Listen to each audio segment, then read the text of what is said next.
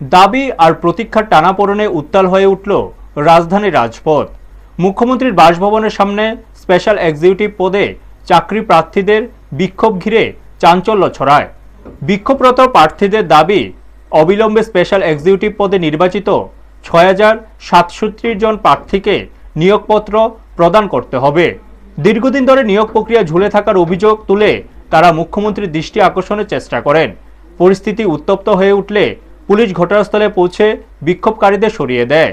পরে বিক্ষোভে অংশ নেওয়া একাধিক চাকরি প্রার্থীকে পুলিশ আটক করে বলে জানা গেছে।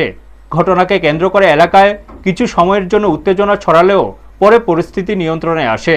তবে চাকরি প্রার্থীরা জানিয়েছেন, দাবি পূরণ না হলে তারা আগামী দিনে আরও বৃহত্তর আন্দোলনের পথে হাঁটবে। ব্যুরো রিপোর্ট, নিউজ তৎকাল 24। যাতে অতি সত্বর দিয়ে দেন সরকার, কারণ আমরা আজকে যে আমরা এসেছি, আজকেও আমাদের অনেক কষ্ট হয়েছে আসতে। আমাদেরও সংসার আছে, আমাদেরও মা বাবা আছে বলে আমরা যে সময় নিয়ে আসছি, আমাদের সময়ের মূল্যটা অন্তত দিন আপনারা। আমরা সবাই আপনাদের কাছে এটা অনুরোধ করছি, এই যে সময়টা আমাদেরও তো সময় নষ্ট হচ্ছে। আসলে বেকারত্ব জিনিসটা বেকাররাই ভালো বোঝে।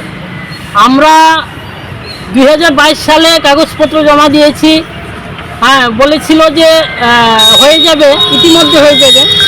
আমরা গত বছরও এসেছিলাম, বলেছি যে 1 মাসের মধ্যে হয়ে যাবে, কিন্তু হয়নি। কিন্তু গত বছরের 1 মাসের মধ্যে যেটা হয়ে যাওয়ার কথা ছিল, আজকে 2026 সাল, তারপরেও কোনো রকম আমরা খবর পাচ্ছি না। বেকারত্বের কবলে এই এক্সিকিউটিভ নিয়ে পড়ে আছি।